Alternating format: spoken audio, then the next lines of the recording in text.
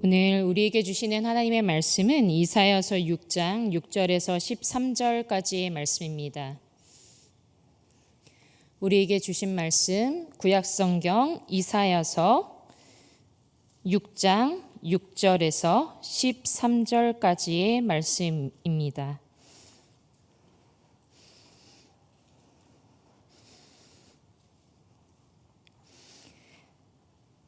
이것은 하나님의 말씀입니다. 그때에 그 스랍 중에 하나가 부젓가락으로 제단에서 집은 바 빈 수치를 손에 가지고 내게로 날아와서 그것을 내 입술에 대며 이르되 보라, 이것이 내 입에 닿았으니 내 악이 제하여 졌고 내 죄가 사하여졌느니라 하더라. 내가 또 주의 목소리를 들으니 주께서 이르시되 내가 누구를 보내며 누가 우리를 위하여 갈꼬 하시니 그때 내가 이르되 내가 여기 있나이다 나를 보내소서 하였더니 여호와께서 이르시되 가서 이 백성에게 이르기를 너희가 듣기는 들어도 깨닫지 못할 것이요 보기는 보아도 알지 못하리라 하여 이 백성의 마음을 둔하게 하며 그들의 귀가 막히고 그들의 눈이 감기게 하라. 염려하건대 그들이 눈으로 보고 귀로 듣고 마음으로 깨닫고 다시 돌아와 고침을 받을까 하노라 하시기로 내가 이르되 주여 어느 때까지니까 하였더니 주께서 대답하시되 성읍들은 황폐하여 주민이 없으며 가옥들에는 사람이 없고 이 토지는 황폐하게 되며 여호와께서 사람들을 멀리 옮기셔서 이 땅 가운데 황폐한 곳이 많을 때까지니라. 그 중에 10분의 1이 아직 남아있을지라도 이것도 황폐하게 될 것이니 상수리 나무가 배임을 당하여도 그 그루터기는 남아있는 것 같이 거룩한 씨가 이 땅의 그루터기니라 하시더라. 아멘. 네, 명성교회 성도님들 이렇게 만나 뵙게 돼서 반갑습니다. 저는 작년 12월에 부임해서 명성교회 유치팀을 섬기고 있는 김주혜 목사입니다. 2026년을 시작하면서 이런 1월 첫째 주 주일에 이렇게 부임 설교를 하게 돼서 더 떨리는 마음과 또 새로운 마음들이 있는 것 같습니다. 오늘의 말씀을 통해서 성도님들의 마음 가운데 하나님의 음성이 온전히 들려지게 되기를 간절히 소망합니다. 성도님들은 2026년을 시작하시면서 어떠한 기대와 계획들을 가지고 계신가요? 직장에서 이루고 싶은 목표들, 또 학업과 자기개발, 또 건강에 대한 목표들, 또 가족들에 대한 어떠한 기대들도 있으실 수 있는데요. 이렇게 목표와 계획을 써보는 것 자체가 우리는 좀 더 나은 내일을 꿈꿀 수 있게 합니다. 저도 이제 지난 12월 31일에 도서관 열람실에 앉아서 2026년의 목표들을 이제 하나씩 써보았는데요. 저에게 너무나 새로운 이 용인의 생활에 적응하는 것과 또 이 명선교회 사역들을 잘 해나가는 것, 또 유치팀 사역들을 잘 하는 것, 또 대학원 학업을 잘 마무리하는 것 등에 대한 목표들을 적어 보았습니다. 그런데 이러한 목표들에 앞서서 하나님께서는 진정한 부르심과 소망이 무엇인가, 그리고 사명이 무엇인가에 대해서 계속해서 생각해 보게 하시고 또 오늘의 말씀을 통해서 나누기를 원하신다는 마음을 저에게 주셨습니다. 그리하여 이 새해 우리가 이 말씀을 통해서 하나님의 그 부르심 앞에 온전히 설 수 있는 시간이 되기를 소망합니다. 첫째로 하나님의 부르심은 특별하지 않아도 괜찮습니다. 우리는 성경을 읽으면서요, 그런 생각을 할 때가 있죠. 하나님께서 사람들을 부르실 때 어떤 놀라운 환상을 보여주시기도 하고 굉장히 특별한 경험을 하게 하시기도 하는데 왜 나에게는 그런 일들이 일어나지 않을까라는 생각을 해보신 적이 있으신가요? 아브라함을 부르실 때는 너는 너의 고향을 떠나서 내가 지시할 땅으로 가라 라고도 말씀하시고요. 또 모세를 부르실 때는 어떻게 하십니까? 타는 그 떨기나무를 막 보여주시면서 내 신을 벗어라 라고도 말씀하실 정도로 그런 놀라운 일들을 보여주십니다. 또 바울을 부르실 때는 어떠셨나요? 환한 빛 가운데 갑자기 바울의 눈이 너무 눈부신 상황을 맞이하게 되고 예수님께서 왜 네가 나를 핍박하느냐 라고 하는 그런 음성을 바울이 듣습니다. 그런데 이런 성경의 역사들을 보면서 나에게는 도대체 왜 이런 일은 일어나지 않을까라고 생각하기도 합니다. 오늘 우리가 함께 보고 있는 이 이사야의 말씀에서 보면요, 이사야는 하나님께서 높이 들린 보좌에 앉으셨는데 그의 옷자락이 성전에 가득하고 천사들이 자신의 얼굴과 또 발을 가리고서는 날면서 거룩하다 거룩하다 찬양하는 모습을 보게 됩니다. 그리고 이 천사의 소리로 인해서요, 문지방의 터가 막 흔들리고요, 성전에 연기가 가득한 것을 보게 됩니다. 우리가 오늘 같이 읽지는 않았지만 이 말씀은 이사야서 6장 1절부터 4절까지 나타나고 있는 모습이라고 할 수 있는데요. 여러분이 만약 이사야처럼 이 장면을 실제로 보게 되었다면 여러분은 어떠실 것 같으신가요? 와, 진짜 하나님이 살아 계시는구나. 우와, 진짜 천사가 있네? 라고 생각하면서 나도 저 천사와 같이 하나님을 찬양했으면 좋겠다 라는 생각이 들기도 할 테고요. 아니면 하나님의 그 거룩한 임재 앞에서 어찌할 바를 모르고 내가 이 거룩하신 하나님을 만났으니 내가 죽을 수도 있겠구나 라는 생각을 할 수도 있습니다. 이사야도 이 환상을 보고 나서 이렇게 외칩니다. 이사야서 6장 5절입니다. 그때 내가 말하되 화로다 나여 망하게 되었도다.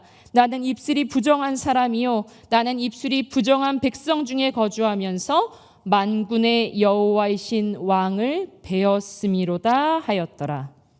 이게 무슨 뜻입니까? 나 망했다. 나는 입술이 깨끗하지도 않은 사람인데 내가 만군의 여호와를 만나다니 나는 진짜 죽게 되었구나. 난 큰일 났구나 라고 이사야는 생각했습니다. 이렇게 자신의 죄 때문에 절망하고 있는 이사야를 위해서 하나님께서 어떻게 하십니까? 천사를 보내셔서 제단에서 불 피운 그 숯을 가지고 와서 이사야의 입에 대며 너의 죄가 사하여졌다 라고 말씀하십니다. 이렇게 하나님의 임재를 경험한 사람들은요, 자신의 연약함을 깨달을 수밖에 없습니다. 하나님의 임재와 그 부르심 앞에서요, 우리는 우리의 부끄러움, 우리의 연약함, 우리의 죄악이 다 드러날 수밖에 없음에도 우리는 그 강력한 부르심을 기대할 때가 있습니다. 물론 하나님을 경험한다는 것은요, 굉장히 귀하고 또 소중한 경험입니다. 수련회나 어떤 예배를 가면 어떤 사람들은 너무나 하나님을 만난 감격으로 막 눈물 짓고 하고 있는 모습을 보게 되는데 내 마음은 너무 마른 장작처럼 나에겐 아무런 감격도 느껴지지 않는 그런 때를 경험하셨던 분들도 있을 겁니다. 그러면 그렇게 생각하겠죠. 하나님, 왜 저 사람은 만나주시는데 나는 만나주시지 않나요? 나에게는 왜 그런 사명의 부르심이 저에게는 없는 것 같나요? 라고 하나님께 질문할 수 있습니다. 그러나 그렇다고 해서 여러분 낙심하지 않으셔도 됩니다. 하나님은 어떠한 그런 특별한 순간만 부르신 것이 아니라 매일의 삶에서 그리고 굉장히 소소한 그 은혜들을 통해서도 하나님은 말씀해 주십니다. 매일 호흡하게 하시고요. 우리에게 사랑할 사람들을 주시고요. 그리고 나에게 주신 것들로 섬기게 하신 것이 하나님의 부르심입니다. 그러니 하나님이 나를 부르시지 않는 것 같아.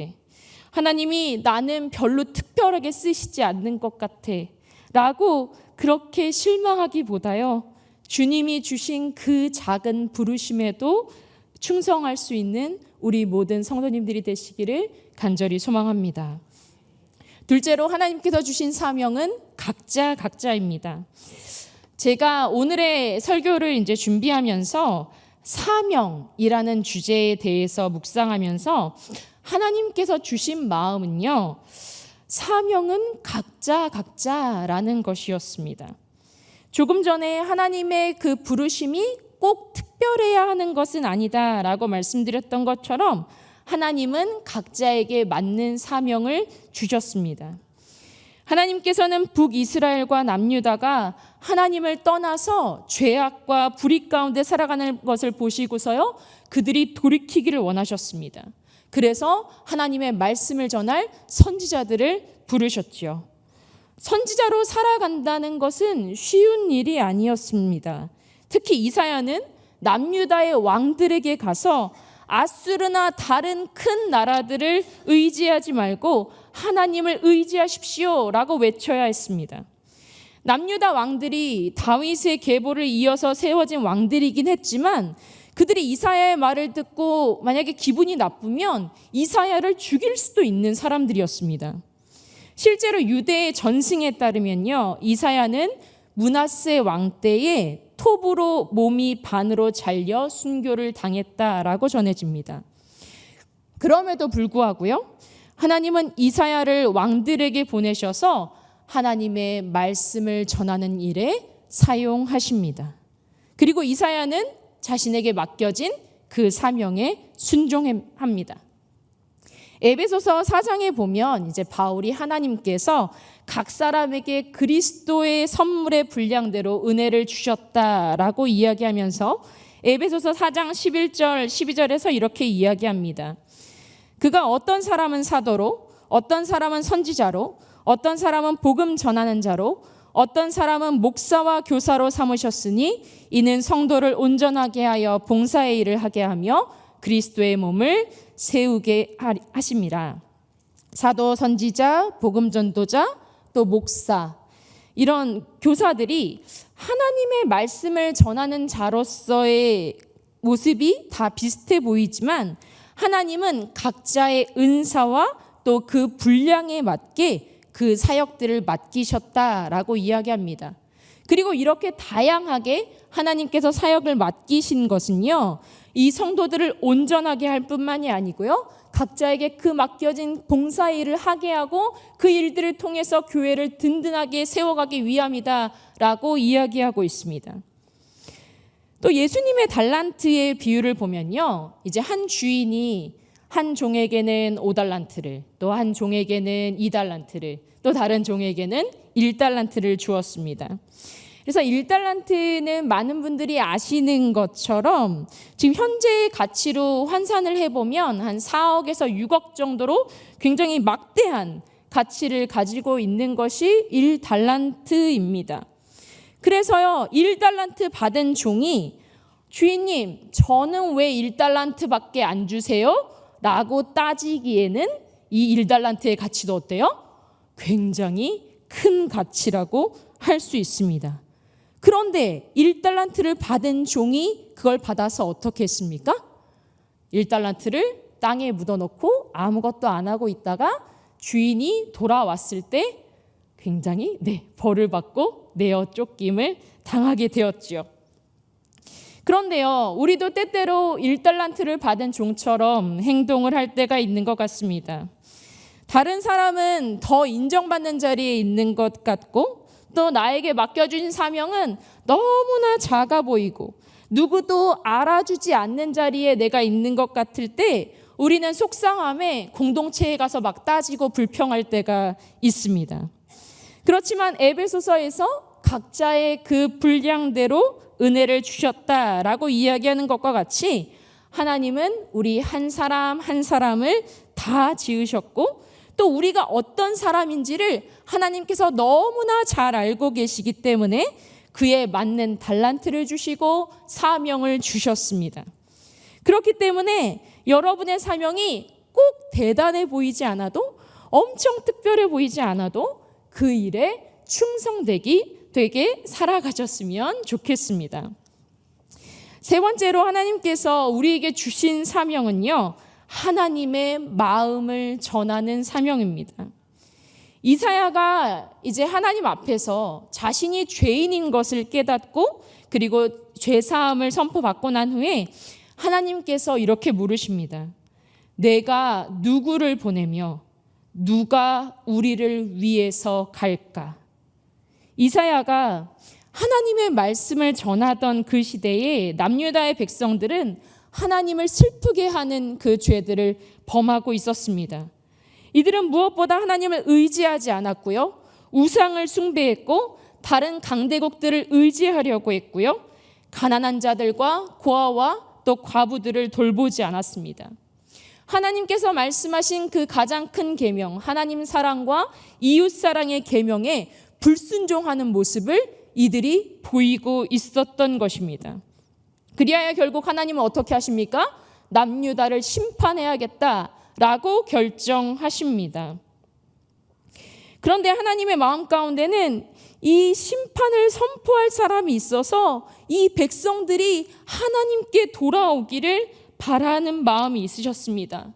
오늘 본문에 보면 하나님께서 그들이 듣기는 들어도 깨닫지 못할 것이고 보기는 보아도 알지 못할 것이라고 말씀하셨지만요. 그럼에도 불구하고 그들이 회개하고 돌아오기를 하나님은 간절히 바라셨습니다. 그리고 이 하나님의 이 긍휼의 마음을 누군가는 전하기를 하나님은 간절히 원하셨죠. 너희가 심판을 받아서 바벨론에 끌려가겠지만 그리고 그럼에도 불구하고 나는 너희를 다시 돌아오게 할 것이라고 그리고 너희의 그 그루터기 그 씨앗을 남길 것이라고 하나님이 말씀하시면서 이 소망의 말씀을 누군가는 가서 전하기를 바라셨습니다. 그리하여 누가 우리를 위해서 갈까라고 하시는 그 하나님의 마음에 누가 반응했습니까? 이사야가 반응했습니다. 그래서 주님, 제가 여기 있습니다. 하나님, 저를 보내주십시오. 라고 이사야가 대답합니다. 하나님의 그 심판을 선포해야 하는 자리는 결코 쉽지 않은 자리였을 겁니다. 그렇지만 이사야는요, 그 심판 가운데 담긴 하나님의 마음을 보았습니다. 노아가 하나님께서 홍수로 이 땅을 심판하시겠다라고 하는 그 말씀을 듣고 그 말씀을 믿고 어떻게 했습니까? 그렇게도 오래 걸리는 방주를 짓기 시작했습니다. 저 높은 산에다가 그렇게 큰 방주를 짓는데도요, 사람들이 죄에서 떠나지 않는 그 현실을 노아는 보아야 했지만 그럼에도 불구하고 끝까지 노아는 하나님의 말씀에 순종합니다. 이사야는 정말 그들이 듣든지 아니 듣든지 정말 노아처럼 하나님의 그 마음을 가지고 이 남유다 왕들에게 나아가서 그 백성들에게 나아가서 그 하나님의 마음을 전하기로 합니다. 그리고 무엇보다 이사야 곳곳에서 나타나고 있는 하나님의 마음은요, 우리를 그 죄의 참혹한 그 결과 가운데 내버려 두지 않으시고 우리를 모든 죄에서 구원하실 그리스도 예수를 보내시겠다라는 그런 충만한 사랑의 마음이 담겨 있습니다. 이사야 7장 14절에 그러므로 주께서 친히 징조를 너희에게 주실 것이라. 보라, 처녀가 잉태하여 아들을 낳을 것이요 그의 이름을 임마누엘이라 하리라. 그리고 이사야 9장 6절에도 보면요, 이는 한 아기가 우리에게 낳고 한 아들을 우리에게 주신 바 되었는데 그의 어깨에는 정사를 메었고 그의 이름은 기묘자라, 모사라, 전능하신 하나님이라, 영존하신 아버지라, 평강의 왕이라 할 것임이라 라고 기록되어 있습니다. 그 외에도요, 이사야 53장의 고난받는 종의 이야기, 또 이사야 61장에 가난한 자에게 복음을 전하시고 마음이 상한 자를 고치겠다고 하신 그 모든 예언이 예수님을 통해서 이루어졌습니다. 예수님이 오시는 것은요, 남유다가 바벨론의 포로로 끌려갔다가 다시 돌아오는 그 일보다 훨씬 더 미래의 일이었지만 이사야는 하나님께서 말씀하신 이 말씀이 반드시 이루어질 것을 믿었습니다. 그리고 무엇보다 하나님께서 우리 곁에 임마누엘 하시기 위해, 우리와 함께 하시기 위해서 이 땅에 사람의 몸으로 오신다는 것은 모든 백성에게 전해져야 할 놀라운 복음의 소식이었습니다. 우리는요, 당장 눈앞의 일들을 보고도 낙담할 때가 있습니다. 하나님의 약속이 정말 성취되기는 하는 걸까? 내가 기도한 그 모든 것들이 그 기도가 응답이 되기는 할까? 라고 의심할 때가 있습니다. 그리고 나를 주님이 정말 부르신 것이 맞을까? 라고 의심할 때도 있습니다. 그래서 순종하지 못하고 내 어떤 목표들을 스스로 이루어 가보겠다고 다른 방법들, 또 다른 길들을 찾아가 보기도 합니다. 하나님께서는요, 우리에게 자유의지를 주시고 그 모든 선택의 길들을 존중해 주시지만 우리의 삶에 있어서 가장 큰 기준은 하나님의 말씀이다라고 이야기하십니다. 그렇기 때문에 우리가 그 하나님의 말씀의 기준을 놓지 않고 하나님께서 그 아들을 보내셔서 구원하겠다고 하신 그 약속이 이루어진 것처럼 우리에게 하신 약속, 우리에게 주신 그 소망, 우리에게 주신 그 부르심 또한 반드시 이루실 것이다라는 믿음으로 우리가 나아갔으면 좋겠습니다. 그리고 정말 다시 오시겠다고 약속하신 그 예수님, 그 예수님의 약속이 너무나 더디고 그래서 정말 예수님이 오실까? 라는 그런 의심이 들지만요. 그렇지만 예수님은 반드시 오십니다. 그렇기 때문에 우리가 끝까지 포기하지 않고요. 정말 우리가 주님이 다시 오실 그날에 칭찬받는 종들로 정말 각자의 분량에 맞게 그 달란트와 사명에 충성하면서 하나님의 마음을 알지 못해서 지금도 방황하는 그 영혼들에게 찾아갈 수 있는 우리 한 사람 한 사람이 되었으면 좋겠습니다. 주님, 저 여기 있습니다. 주님, 저 보내주십시오. 라고 이야기하는 것은요, 이사야가 결코 대단하거나 이사야가 뛰어났기 때문에 이 일을 할 수 있었던 것이 아닙니다. 하나님이 살아계신 것을 믿었고요. 또 자신이 그 모든 죄를 씻기신 분이란 걸 믿었고요. 하나님께서 하신 말씀은 반드시 이루어질 것이라는 것을 믿은 사람이 이사야였기 때문에 그는 순종할 수 있었습니다. 사랑하는 성도 여러분, 하나님께서 살아계시는 것을 믿으십니까? 그리고 하나님의 말씀이 반드시 이루어질 것을 믿으십니까? 그리고 우리에게 각 사람의 그 분량에 맞게 그 사명들을 맡기시는 분이심을 믿으십니까? 그렇다면 오늘 여러분의 마음에도 이사야와 같은 결단이 있기를 소망합니다. 누가 나를 위해서 갈까? 누가 나의 마음을 전할까? 라고 주님이 물으실 때, 주님, 제가 여기 있어요. 주님, 저를 보내시고 저를 사용해 주세요. 라고 고백할 수 있는 여러분의 삶이 되시길 소망합니다. 오늘의 말씀을 마무리하면서요, 이제 제가 대학생 시절에 저에게 주신 어떤 사명을 놓고 계속 기도하다가 저의 마음에 남았던 짧은 기도문 하나를 나누고자 합니다. 1950년 한국 전쟁 때에 이제 거제도의 포로 수용소에서 많은 사람들이 고통당하고 또 고아와 과부들이 힘들어하고 있는 그 모습들을 보고 밥 피어스 목사라는 분이 자신의 성경 책갈피에 썼던 기도문입니다. 그 기도문은 이렇게 되어 있습니다. 하나님의 마음이 깨어지는 곳에 나의 마음도 깨어지게 하옵소서. 이 기도는 제가 가난한 어린이들을 돕는 일에 쓰임받게 하셨고 또 지금은 아이들과 성도들에게 또 말씀을 전하는 삶으로 나아가게 하셨습니다. 사랑하는 여러분, 주님이 주신 그 사명대로 사는 것이 복인 줄 믿습니다. 주님 주신 그 사명이요, 특별하거나 거창하지 않아도 괜찮습니다. 다른 누구와 비교할 것도 없습니다. 우리는 우리에게 맡겨주신 그 달란트, 그 사명에 온전히 충성하면 됩니다. 그렇게 하면 우리가 훗날 주님을 만났을 때 잘하였다, 착하고 충성된 종아 라고 말씀하실 겁니다. 우리 모두 그 주님의 마음을 전하는 한 사람 한 사람이 될 수 있기를, 그 사명에 온전히 순종하며 충성하며 나아갈 수 있는 우리 모두가 되기를 간절히 소망합니다. 기도하겠습니다. 하나님, 저희에게 맡기신 사명이 얼마나 귀한 것인지 이 시간을 통해 깨닫게 해주셔서 감사합니다. 하나님의 부르심에 순종하겠다고 결단하였으면서도 때때로 다른 사람과 비교하고 인정을 받지 못하면 힘들어했던 우리의 모습들을 돌아봅니다.